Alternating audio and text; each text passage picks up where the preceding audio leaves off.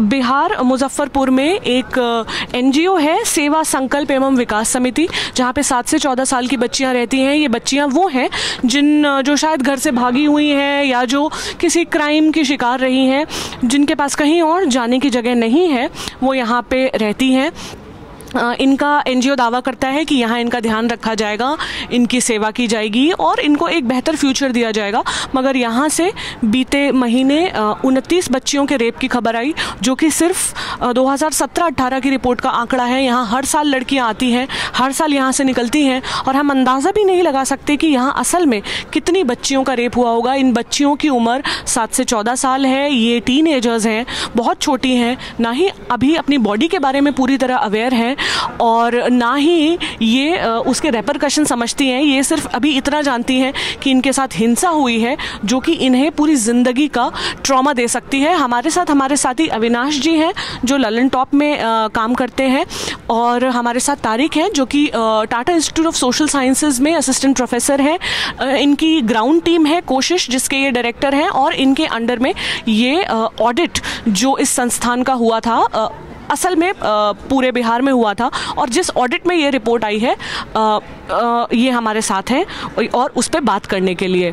तारिक, मैं क्रोनोलॉजी जानना चाहूँगी कि क्योंकि ये रिपोर्ट मतलब हमें जो पिछले एक वीक में, और जब बच्ची का शव होने की बात हुई कि वो दफन है, तब जाके ये मामला बहुत ज़्यादा सेंसेशनलाइज हो गया और मीडिया में आया है। तब ये नेशनल मीडिया में आया, इससे पहले नहीं आया। हालांकि हम एक आधे ट्वीट्स देख रहे थे, हाँ, देख रहे थे, लोकल अखबारों में खबरें छप रही थी, लेकिन नेशनल मीडिया में ये चीज़ें नहीं हुई। हाँ, जबकि ये रिपोर्ट हमारे पास 1 महीने से थी, बच्चियों के रेप और बल्कि 3 बच्चियों के गर्भवती भी होने की बात सामने आई थी, लेकिन उसकी पुष्टि अभी तक नहीं हो पा रही है। हाँ, तो तारिक से हम इसकी क्रोनोलॉजी समझने की कोशिश करेंगे। ये कब शुरू हुआ और उसके बाद कब ये ऑडिट हुआ और फिर किस तरह से पूरा मामला बना। Thank you. आपकी सवाल का जवाब देने से पहले एक छोटा सा करेक्शन करना चाहूँगा, जो बहुत सिग्निफिकेंट है एक्चुअली।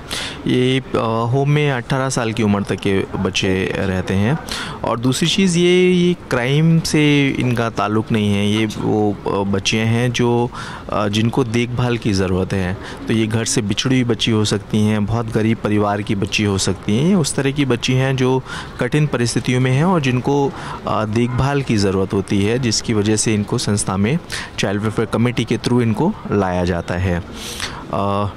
देखिए,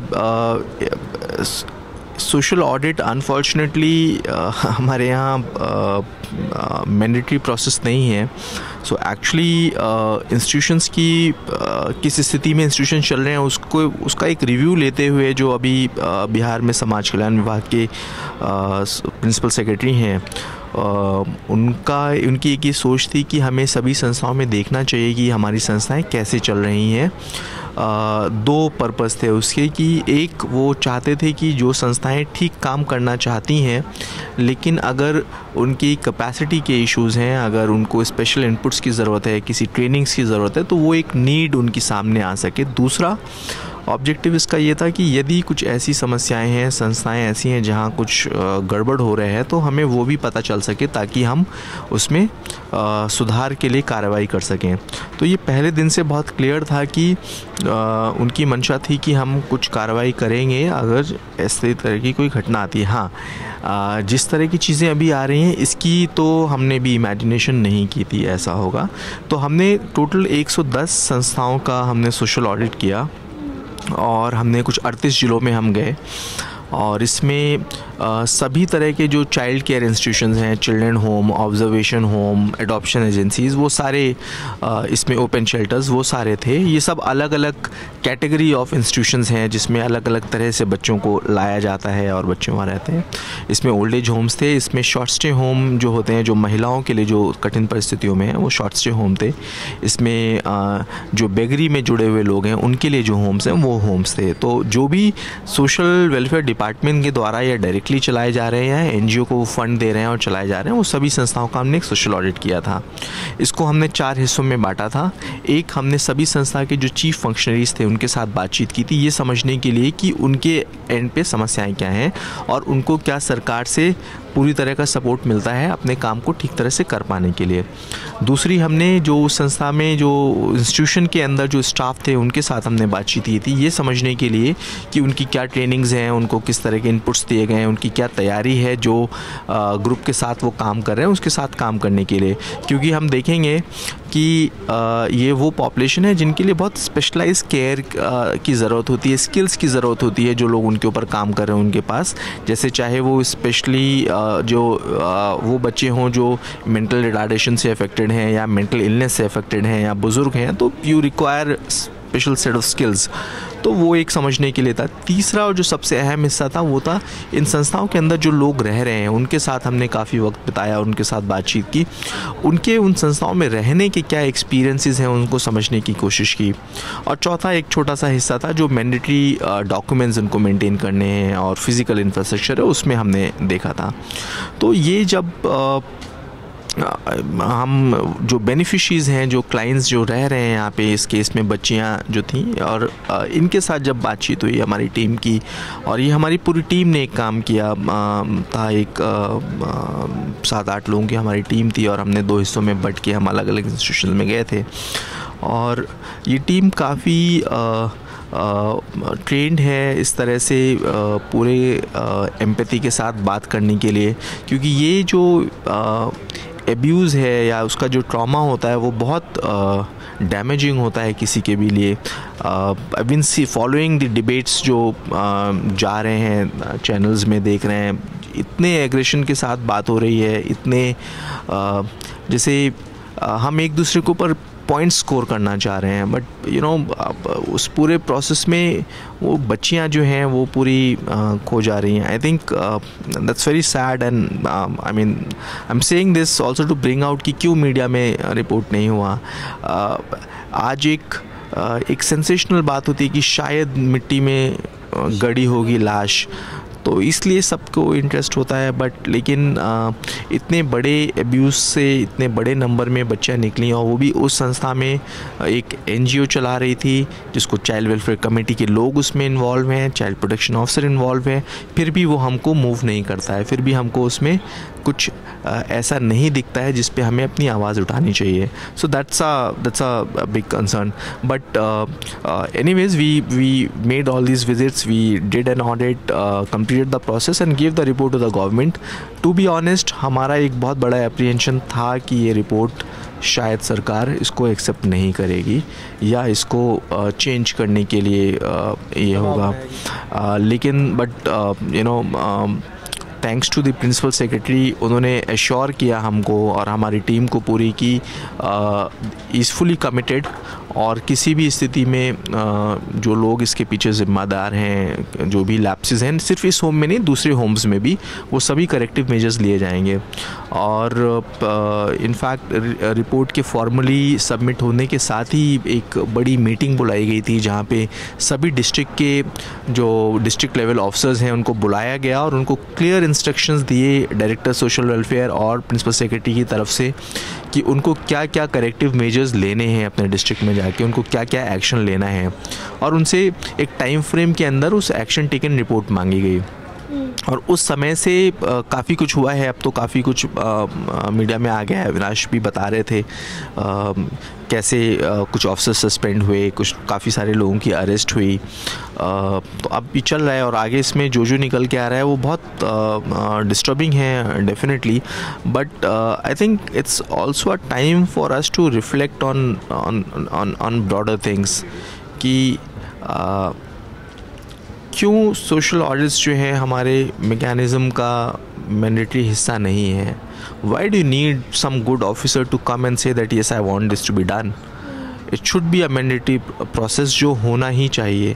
आई एम श्योर आज हम बिहार की बात कर रहे हैं, मुजफ्फरपुर की बात कर रहे हैं, but I can say with confidence that there is not even a single state that can come and say with confidence convincingly कि आप हमारे institutions देखिए, हमारे institutions में ऐसा नहीं मिलेगा। Maybe not such, I can't say, because even the level of brutality that we are witnessing now in Muzaffarpur case, that is unthinkable. So I can't say कि कि इस लेवल का कुछ होगा, but definitely severe abuses must be going through across institutions, and unfortunately we do not have any mechanism to check that. So yeah. So on a broader scale, on a broader level, हमारे जो अभी तारिक ने point किया वो मैं आपको बता दूं. सबसे पहले अगर आपने मिस किया है शुरुआत का तो मैं आपको ऑडिट का अर्थ बता दूं. ऑडिट इज़ एक इंस्पेक्शन कह सकते हैं हम उसको. Audit is an assessment of services by the users. Social audit basically is an assessment of the services by the users. In this case, actually, all the residents of the institutions are the users of the services, facilities.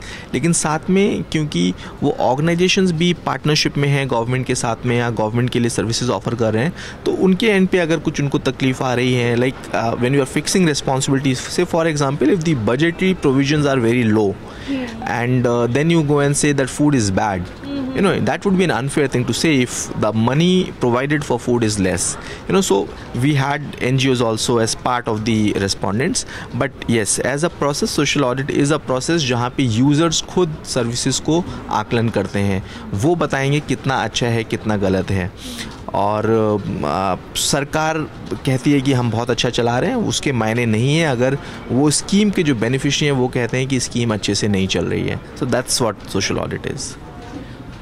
तो social audit जो है वो हमारे कहीं भी India में किसी भी तरह से मैंडेटरी नहीं है इन तरह के संस्थानों के लिए, which is a very scary situation. बहुत ही डरावनी बात है ये, और ये सिर्फ एक अच्छे ऑफिसर पे निर्भर करता है कि अगर वे चाहें तो वो करवा सकते हैं, और अगर एक बार ऑडिट हुआ तो क्या इसकी रिपोर्ट को दबाया भी जा सकता है? See, it all depends because it's not something which is mandatory. So if, like, you know, if you don't like it, it's not something that you're bound to keep. You know, like say अगर अभी हम कह रहे हैं, like lot of people are saying कि ऐसा हो रहा है, सरकार की नाक के नीचे हो रहा था, institutions में हो रहा था. Yes, it is government's responsibility. Yes, government is accountable. Yes, we must ask all questions from the government. At the same time, we must also not miss the fact कि अगर ये ऑडिट नहीं होता तो भी क्या होता. बिकॉज ये ऑडिट ऐसा नहीं है कि हमने it's a social audit done by the government. ऐसा नहीं है कि टेस्ट खुद से हम गए थे और हमने एक छुप के कोई रिपोर्ट बनाई. ऐसा नहीं है कोई जर्नलिस्ट गए और उन्होंने छुप के कोई रिपोर्ट की. ये रिपोर्ट जो है एक सोशल वेलफेयर डिपार्टमेंट ने खुद के इनिशिएटिव से लाई. I think the way I see it and the way we see it as an agency, we feel it's a very bold step that was taken by the Department of Social Welfare. It was a very courageous decision, knowing, of course, you know, we all know what happens in the institutions. If we say sitting here in Delhi, you know, or every state knows उसके institutions के क्या हालात हैं, ठीक है. So I am sure principal secretary must be knowing कि क्या होगा. मे बी इस लेवल का नहीं सोचा होगा, आई डोंट नो, लेकिन डेफिनेटली इश्यूज़ हैं, प्रॉब्लम्स हैं, ये तो उनको पता है. फिर भी he decided to do it. So I think it's a courageous decision which I have not seen any other state taking. हाँ, अगर सोशल ऑडिट मैंडेटरी प्रोसेस होता हमारे सिस्टम का, जहाँ हर जगह रेगुलर इंटरवल पे होना होता, फिर अगर ये उसको नहीं लेते तो एक परेशानी अलग तरह की होती. बट अभी इस हालात में डेफिनेटली रिपोर्ट दबाना बहुत मुश्किल नहीं होता. If they wanted they could have abandoned it, they might have said कि नहीं, ठीक नहीं है. Or they might have, yeah, no, of course, then we would have taken a different route, because TIS being TIS and Koshish, the way we work, of course, we would have ensured that, you know, the report was not dumped entirely, because we also have a responsibility towards children, towards these people that we went and spoke to. So yes, we would have pursued with the government, okay, but that's a different story. You know what we could have done. What is important in this context is that yes, any government can shelve the report which is not mandatory. So I think structurally we need to demand for that, you know, social audit must be made a mandatory process for all institutions across, especially for the institutions where such vulnerable populations are living. जिनके लिए आप ये संस्थान चला रहे हैं, जब आप उनकी ही बातें सुनने का या उनका ही रिस्पॉन्स लेने का कोई मैकेनिज़्म नहीं है, कोई भी मैंडेटरी मैकेनिज़्म नहीं है, और ये एज मतलब हमारे लॉ मेकर्स की एक बहुत बड़ा फेलियर है। 31 मई को अविनाश जी मैंने देखा कि रिपोर्ट लिखवाई गई थी इन लोगों के खिलाफ, जो कि समिति के संचालक थे ब्रजेश ठाकुर और विनीत, और जब उन पर यौन शोषण का आरोप लगा पॉक्सो एक्ट के तहत उनके लिए शिकायत उसके एक दिन पहले 30 मई को 87 में से 44 बच्चियों का ट्रांसफ़र किया गया अलग अलग, हाँ, मधुबनी, मोकामा और पटना में। किस तरह का प्लान्ड कोइंसिडेंस है ये? अब ये देखिए, सबसे बड़ा यही तो है ना इन लोगों के साथ कि इसमें बाल कल्याण विभाग समिति जो भी थी, 31 मई को जो रिपोर्ट लिखवा रहे हैं देवेंद्र वर्मा, उन्हीं के खिलाफ बाद में आरोप लगते हैं। उनको शायद पहले से पता हो कि उन पे आरोप लगेंगे, इसलिए उन्होंने 44 बच्चियों का पहले तो ट्रांसफ़र किया और ये कहा कि यहाँ पे जगह कम थी, इनको हम दूसरी जगह पे शिफ्ट कर रहे हैं। बाद में जैसे जैसे जांच होती गई, पहले ब्रजेश ठाकुर गिरफ्तार हुए, विनीत गिरफ्तार हुए, फिर वहाँ के जो औरतें थी काम करने वाली, वहाँ नर्स थी, डॉक्टर थी, केयरटेकर थी, सबको गिरफ्तार किया गया। और धीरे धीरे जब परतें खुलने लगी तो खुलते खुलते पता चला कि बाल कल्याण समाज अधिकारी उसमें शामिल है। जो आरोपी गिरफ्तार हो रहे हैं वो कह रहे हैं कि उन्हें को पता था, वो कह रहे हैं उनको पता था। इसका मतलब सबको पता था, इससे ब्रजेश ठाकुर को नहीं पता था, सबको पता था कि यहाँ क्या हो रहा है। तो इसका स्ट्रक्चर कैसा है, मैं समझना चाह रही हूँ। स्टेट लेवल, डिस्ट्रिक्ट लेवल और NGO के लेवल पे किस तरह का पावर स्ट्रक्चर था, ये मैं समझने की कोशिश कर रही हूँ। मतलब जैसे कि हर जिले में समाज कल्याण विभाग है, समाज कल्याण विभाग के तहत हर जिले में समाज कल्याण अधिकारी होते हैं, उसमें भी बच्चों के लिए अलग से वो बाल कल्याण समाज अधिकारी होते हैं। अब उनके तहत जो NGO बाल कल्याण बच्चों के लिए काम करता है तो बाल कल्याण समाज अधिकारी के तहत वो आते हैं। इस NGO के साथ भी यही था कि बाल कल्याण समाज अधिकारी के तहत इसके अंडर में ये काम करता था NGO। अब इसमें NGO जो चलाता था वो NGO की जो केयर टेकर थी वो, ये लोग तो वहाँ पे शामिल थे ही थे। जैसा कि आप पढ़िए, बच्चियों ने जो बयान दिया है वो कितना रोंगटे खड़े करने वाला है कि मंगलवार का दिन उनके लिए सबसे भयानक होता था। मंगलवार को उनकी जब काउंसलिंग होती थी, ब्रजेश ठाकुर आते थे और जो बाल कल्याण समाज अधिकारी आते थे, वो उनसे काउंसलिंग के नाम पे क्या क्या करवाते थे वो सब बच्चियों ने बताया है कि उन्हें नशे की दवा दी जाती थी, एक आंटी आती थी, उन्हें इंजेक्शन देती थी, उन्हें बागीचे में ले जाया जाता था, फिर वो बेहोश हो जाती थी, उन्हें पता नहीं होता था कि उनके साथ क्या हुआ है। तो ऊपर से लेकर मतलब समाज इस NGO के सबसे छोटे कर्मचारी से लेकर के और डिस्ट्रिक्ट लेवल के सबसे बड़े कर्मचारी तक, अधिकारी तक कहिए, सब लोग मिले हुए थे इसमें। अभी तक की जो प्राथमिक रिपोर्ट ये कह रही है वो इसमें यही है। और जो कार्रवाई हुई वो स्टेट लेवल से हुई है। जी बिल्कुल। एक मैं थोड़ा सा इसमें एक क्लैरिफिकेशन है। आई थिंक ये जो बच्चियों को जो शिफ्ट किया गया था, that was part of the corrective measure, like because एक एप्रीहेंशन ये था कि शायद बच्चियों को कुछ रिस्क हो सकता है वहाँ पे। सो इसलिए उनको सेफ़ कस्टडी में रखने के लिए, उनको सेफ़ जगह पहुँचाने के लिहाज से उनको शिफ्ट कराया गया था, ताकि उनको फर्दर हैरेसमेंट नहीं हो पुलिस के रेड से या इन्वेस्टिगेशन से। सो इट वाज़न्ट कि उनको किसी इल इंटेंशन से उनको उस होम से निकाला गया था कि उसके ऊपर में, और उसके बाद FIR किया गया था, क्योंकि ये था पर्पज़ ये था कि इन बच्चियों को इन सब चीज़ों से ना गुजरना पड़े। उनको सेव करो पहले, उसके बाद क्योंकि कुछ रिएक्शंस हो सकते हैं, what if, because we never knew कि किस तरह के रिएक्शंस होंगे, क्या रिटेलिएशन हो सकता है। सो आइडिया वाज इनको सेव किया जाए, उसके बाद वहाँ पे पुलिस जाए। So it was done with that purpose. मतलब मैंने तो जो मीडिया रिपोर्ट्स जी बिल्कुल, that's what I was saying. जी बिल्कुल। मैं एक बार वो एग्जैक्ट जो अविनाश जी ने हमें बताया, एग्जैक्ट वो पढ़ना चाहती हूँ कि बच्चियों के साथ क्या होता था और बच्चियों ने असल में अपने बयान में क्या बताया कोर्ट में। बच्चियों ने बताया कि बाल संरक्षण गृह में बच्चियों को पॉर्न दिखाया जाता था। पॉर्न दिखाने के बाद उन बच्चियों को नशे का इंजेक्शन दिया जाता था।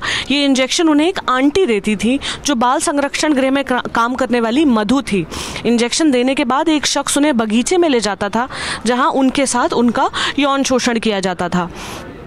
सबसे भयानक दिन उनके लिए मंगलवार होता था। और मंगलवार क्यों? क्योंकि उस दिन उनकी काउंसलिंग होती थी। काउंसलिंग का अर्थ होता है कि किसी व्यक्ति को या इन बच्चियों को समझाना कि वो किस तरह से मानसिक रूप से किसी भी तरह की बेचैनी से, परेशानी से और किसी भी तरह की असुरक्षा की भावना से मुक्त रह सकें, वो स्वस्थ रह सकें, इसलिए काउंसलिंग की जाती है। मगर इसके उलट काउंसलिंग के समय ही उन्हें नशे का इंजेक्शन देके, और जो सबसे उनके लिए अच्छा दिन होना चाहिए वो उनके लिए सबसे ख़राब दिन होता था।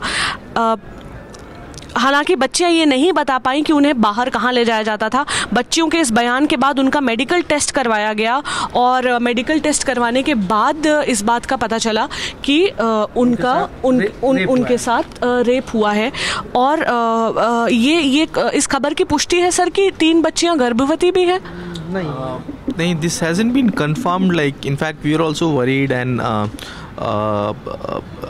because we are worried if we are carrying pregnancy, then that will lead to a different kind of situation for these girls. और इसी को लेकर director had written to SSP asking for confirmation अगर ऐसा है, because then they'll have to go for further procedures with that कि लेकिन जो उसको कंफर्म नहीं हुआ कि ऐसा है। And I think what I have been told, pregnancy की बात नहीं है उसमें। But yes, we have also been reading in the media reports that 3 बच्ची हैं, गर्भवती हैं, ज़्यादा हैं।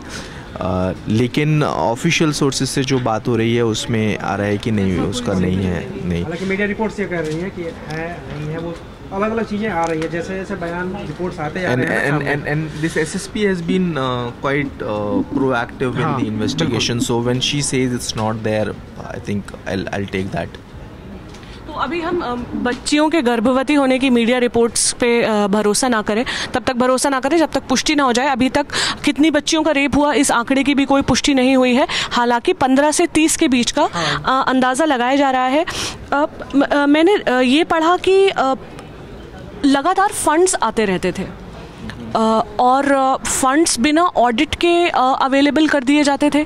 ये इनकी फंडिंग का क्या सिस्टम है इन संस्थाओं का, और क्या मतलब प्री रिक्विजिट्स हैं, क्या कुछ क्राइटेरिया है जिसके तहत ये फंडिंग की जाती है? बहुत अदर सोर्सेज का जो गवर्नमेंट का सिस्टम है वो सभी संस्थाओं को एक स्पेसिफिक टर्म्स ऑफ रेफरेंसेस दिए जाते हैं जिसके अगेंस्ट उनको फंक्शन करना होता है, और वो कंडीशंस उनके ऊपर मैंडेटरी होती हैं कि उसके हिसाब से उनका फ़ंड एलोकेशन होता है कि इतने बच्चे रहेंगे, ये प्रोविजंस हैं, इतना स्टाफ होना चाहिए। और उसमें है कि आप, क्योंकि उनका ऑडिट डेफिनेटली होता हो, फाइनेंशियल ऑडिट होता होगा उनका, और उनकी जो प्रोग्राम रिपोर्ट होती होगी वो भी सबमिट होती होगी। लेकिन वो इस तरह की बात है कि यदि मैं संस्था चला रहा हूँ तो मेरे यहाँ पे साल में कितनी बच्ची आई, कहाँ से आई, कितने बच्चे गए यहाँ से, उस तरह से, तो वो एक बहुत जेनरिक रिपोर्ट होती है। And that is why I feel कि जो मैं थोड़ी देर पहले भी कह रहा था कि जो किसी भी फैसिलिटी का असेसमेंट है, इवैल्यूएशन है, वो वहाँ के यूज़र्स के द्वारा होना चाहिए, और उसके बाद भी फंड्स भी तभी रिलीज़ होने चाहिए। अगर वहाँ रहने वाली बच्ची कहती हैं कि हम यहाँ खुश नहीं हैं, हमको यहाँ वो फैसिलिटीज़ नहीं मिल रही हैं जो मिलनी चाहिए, ठीक है, तो फंड्स नहीं मिलने चाहिए। लेकिन of course in the absence of any such mechanism it will be easy, it will be same for any organisation actually, क्योंकि वो रिपोर्ट में क्या लिखेंगे कि खाना दे रहे हैं, कोई बीमार हुआ होगा तो दवा भी दी होगी, तो वो एक स्टैंडर्ड प्रैक्टिस है, वो एक स्टैंडर्ड फॉर्मेट है रिपोर्टिंग का, और उसके अगेंस्ट वो सेटिस्फैक्ट्री है तो उसके अगेंस्ट आपके फंड रिलीज़ हो जाते हैं।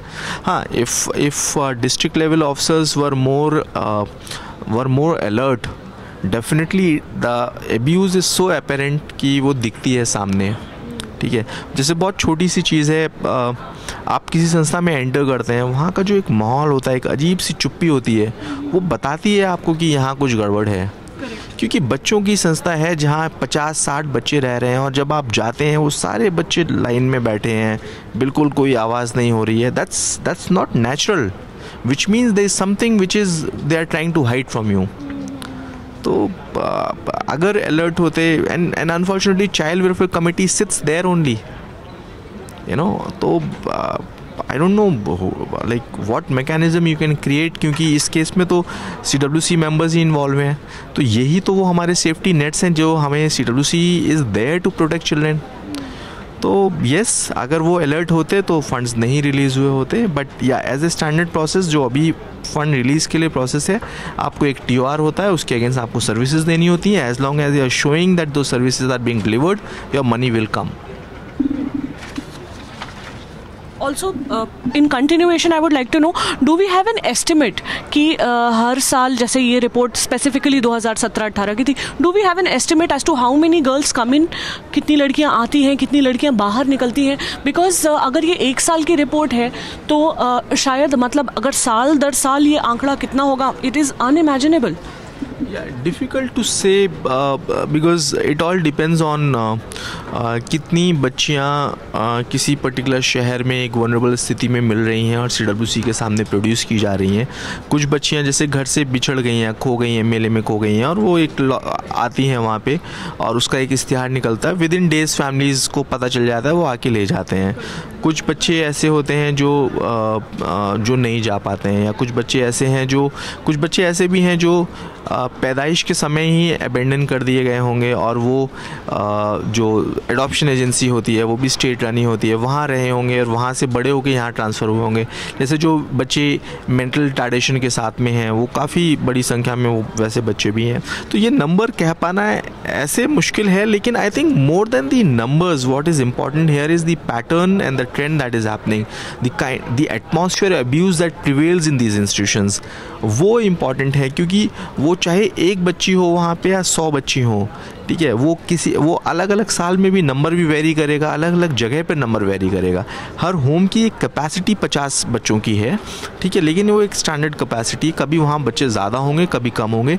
किसी डिस्ट्रिक्ट में कम बच्चे होंगे, कुछ डिस्ट्रिक्ट हैं जो ट्रांजिट डिस्ट्रिक्ट्स हैं, कुछ सोर्स डिस्ट्रिक्ट्स हैं जहाँ पे बच्चे दूसरी जगहों से भी ज़्यादा आते हैं, तो वो नंबर वेरी करेगा। I think more alarming thing is and what we should be looking at is कि ये जो एटमॉस्फेयर अब्यूज़ का है उससे कोई भी बच्चा नहीं बचेगा। I think that is really more important aspect for us to look at. Now I'll turn towards a more human question. आपकी टीम ने इंटरैक्ट किया इन बच्चियों के साथ? Yes. And how was it? See, thankfully I have a very strong and very committed team, and of course, so we decided not to do a sample size. That was the first decision that we made, because usually इतने बड़े process में tendency is to take a sample size and then generalize the findings, but we decided कि हम इसको sample size नहीं लेंगे, हम हर institution में visit करेंगे, वहाँ हम हर institution में बच्चों से और जो भी दूसरे beneficiaries हैं उनसे बात करेंगे। That's why we traveled to all 38 districts. पहले राउंड में हमने गवर्नमेंट इंस्टीट्यूशंस छूट गए थे फॉर सम एडमिनिस्ट्रेटिव लेकिन तो हम दोबारा उन डिस्ट्रिक्ट्स में भी ट्रैवल किया। विंटर्स थे, कोहरा था, फॉग था, we didn't get rest in between, but we ensure that we spoke to everybody, we spoke to people, and in fact that's also the reason why we knew that we'll not let this go. I think क्योंकि जो हमारे personal conversation हुए बच्चों के साथ में और दूसरे लोगों के साथ में, उसमें हमें ये समझ में आया कि this is the minimum that we can do for this people, कि जो हम जैसा देख रहे हैं वो हम बिल्कुल वैसा लिखेंगे, और हम किसी भी रीज़न से जो चीज़ सामने आनी चाहिए हम उसको नहीं छुपाएंगे। I think it also came because हम उन लोगों से मिले और कहीं ना कहीं हमको ये उनकी शक्ल याद है हमारे सामने कि यू नो अगर हम किसी भी तरह से उनकी बात, उनकी तकलीफ़ नहीं रख पाते हैं, I think will be doing a huge injustice. तो बिल्कुल हम बच्चों से मिले और and it's been a difficult, in fact that's the reason why all of us in our team are under severe trauma because of this. It's disturbing us a lot क्योंकि हमको मालूम है वहाँ पे क्या हुआ है, तो and we know those people. It's like जैसे आपके अपने जिनको आप जानते हैं उनके साथ कुछ होता है और जिनको नहीं जानते हैं उनके साथ कुछ होता है. The way we feel is, the way we experience that is different. So, but thankfully I have a very strong, very beautiful team and it's amazing that entire team is on same page. When we are just doing a risk assessment, like, because there are things we know that we are also in spot, but entire team is together on that, and they feel that whatever happens, but we must ensure that these girls, they get justice. ये जो आंकड़ा है 15 का, 20 का, 29 का, ये सारे जो हमें जिनको हम आंकड़ा बोल के छोड़ देते हैं, वो असल में उतने लोग हैं, उतने शरीर हैं, उतनी आत्माएं हैं और उतनी ही भावनाएं हैं जिनसे जो हमें आंकड़ों के तरीके, जो हमें नंबर्स के तरीके से अखबारों पे या वेबसाइट्स पे या सोशल मीडिया पे दिखती हैं, पर असल में जब उनसे मिलने के बाद, उनका एक्सपीरियंस सुनने के बाद आपकी टीम को अगर ट्रॉमा में आ सकते हैं, तो उन बच्चियों का ट्रॉमा सोचिए जिन्होंने असल में इसको भोगा हुआ है। पूरी ज़िंदगी के लिए ये उन्हें परेशान कर सकता है, पर वो बच्चियों ने पूरी हिम्मत के साथ, ना ही सिर्फ इसमें इनकी टीम की मेहनत है, जो लगे रहे, जिन्होंने हर सिचुएशन में जाके, हर तरह के मौसम में जाके एक्सक्लूसिवली हर एक संस्थान को विज़िट किया। सिर्फ वो ही नहीं, इन बच्चियों की भी मेहनत है जो इन्होंने पूरी हिम्मत जुटाकर, इतना ज़्यादा टॉर्चर होने के बाद पूरी हिम्मत जुटाकर कोर्ट में बयान दिए और ये सच बाहर लाई। और हर बार कोई भी बच्ची या कोई भी महिला या कोई भी ऐसा व्यक्ति जिसे प्रताड़ित किया जाता है, उसके हम नाम याद नहीं रखते, वो एनोनिमस होते हैं, भले ही वो महिलाएं हों, जैसे राम रहीम वाले केस में थी या आसाराम वाले केस में थी। हम उन महिलाओं को या उस प्रताड़ित वर्ग को हमेशा एनोनिमस रह जाता है, और रहना भी चाहिए, वरना उनका समाज में जीना मुश्किल हो जाएगा। उनको हम हमेशा रेपिस्ट को याद रखते हैं, उसको कोसते रहते हैं, मगर हम उन बच्चियों को, जिन लोगों ने असल में कोर्ट में बयान दिया है, हम उनके करेज को भूल जाते हैं। तो ऑर्डिनरी में हम उनके करेज को सैल्यूट करते हैं, हम उन बच्चियों को सैल्यूट करते हैं, और हम तारिक की टीम की, टिस के इनिशिएटिव की और कोशिश टीम की तारीफ़ करते हैं, जो उन्होंने एक्सक्लूसिवली हर एक ऑर्गेनाइजेशन को विज़िट किया।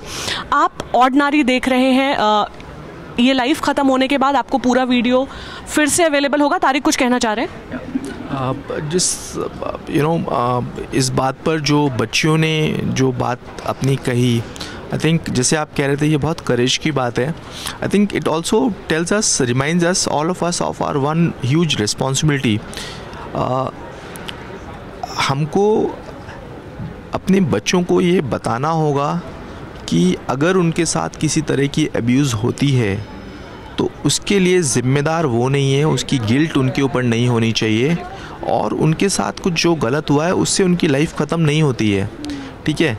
और क्योंकि जो हमारा सोशल कंडीशनिंग है, वो बच्चा अपने आप में अपराध बोध में जीने लगता है। तो आई think it is a responsibility on all of us, and this girls have reminded us of that responsibility कि जो गलत हुआ है उसके लिए ज़िम्मेदार कोई और है, और उसको सज़ा मिलनी चाहिए। वो गलती हमारी नहीं है, और हम बोलेंगे हमारे साथ गलत हुआ है।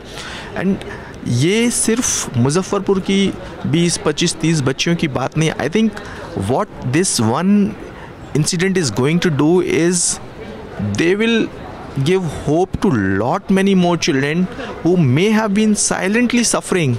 शायद कहीं किसी कोने में उनकी अब्यूज़ हो रही है, इंस्टीट्यूशन में या इंस्टीट्यूशन के बाहर, लेकिन वो बोलने की हिम्मत नहीं कर पाते होंगे या बोल नहीं कर पाते होंगे। बट आई रियली होप कि ये देखने के बाद, सुनने के बाद में वो बच्चे ऐसे इंसिडेंट्स को रिपोर्ट करेंगे, वो बच्चे इस इंसिडेंट्स को बताएंगे कि उनके साथ गलत हो रहा है, वो रेजिस्ट करेंगे, वो रोकेंगे, वो सवाल करेंगे, वो अथॉरिटीज़ को क्वेश्चन करेंगे। और एक जो बड़ी चीज़ होगी, जो मुझे लगता है कि इस पूरे अनफॉर्चुनेट इंसिडेंट से जो एक पॉजिटिव निकलेगा, शायद अगर इसमें, आई होप कि all the culprits are punished, और वो एक बहुत बड़ा मैसेज देगा। शायद बहुत से बच्चे इसलिए नहीं बोलते होंगे कि जो मुझे अब्यूज़ कर रहा है वो बहुत पावरफुल है, उसको कुछ नहीं होगा, हम बोल नहीं सकते। फैमिलीज बोलती नहीं होंगी इस डर से कि वो बहुत पावरफुल है, इनके खिलाफ कुछ नहीं हो सकता है, ये सिस्टम के लोग हैं, इनके खिलाफ कुछ नहीं हो सकता। But this one experience may give them the hope कि नहीं, it is possible to fight them. And I think this also puts a lot of onus on the current Bihar government that they have to ensure that justice is met, because otherwise they'll not be only failing these girls but also a lot of those parents, families, children जो शायद इस एक incident से एक hope derive कर सकते हैं कि नहीं हम बोल सकते हैं ऐसे किसी चीज़ के खिलाफ. I think that's going to be a one phenomenal contribution that these girls, though they have suffered a lot, but they would be making for the children of this country. जैसा कि तारिक ने बोला, पेरेंट्स के ऊपर बहुत बड़ी जिम्मेदारी है. सरकार की तो जिम्मेदारी है ही इन बच्चियों को न्याय दिलवाने की, पर एज पेरेंट्स आप सबकी, हम सबकी जिम्मेदारी है कि हम अपने बच्चों को गुड टच, बैड टच, इन सब चीज़ों के बारे में बताएं. अगर वो हमारे पास कुछ इस तरह की शिकायतें लेके आते हैं तो हम उनको ये ना कहें कि तुम झूठ बोल रहे हो या झूठ बोल रही हो या फिर तुम्हें वहाँ खेलने नहीं जाना चाहिए था. उनको ब्लेम करने के बजाय, क्योंकि उनके वो पूरी ज़िंदगी के लिए उनकी साइकोलॉजी ख़राब कर सकती है. अपने बच्चों से बातें करें, उनको समझाएं, उनको सेक्स एजुकेशन दें जो कि बहुत ज़रूरी है. अगर उन्हें सेक्स एजुकेशन नहीं मिलेगी तो उन्हें ये भी नहीं पता चलेगा कि सहमति कितनी ज़रूरी होती है कोई उन्हें छुए उसके लिए. आप ये वीडियो ऑर्डिनरी पर लाइव देख रहे हैं. ये वीडियो एंड होने के बाद आपको ये फेसबुक पर अवेलेबल होगा, यूट्यूब पर भी अवेलेबल होगा. अगर आप हमारे और वीडियोस देखना चाहते हैं तो हमारे फेसबुक पेज ऑर्डिनरी को लाइक करिए, हमारे यूट्यूब चैनल को आप सब्सक्राइब करिए. यूट्यूब चैनल पर एक बेल आइकन होगा, घंटी बनी होगी, आप उसको प्रेस कर दीजिए ताकि हमारे सभी वीडियोज़ आपको मिलते रहें. शुक्रिया.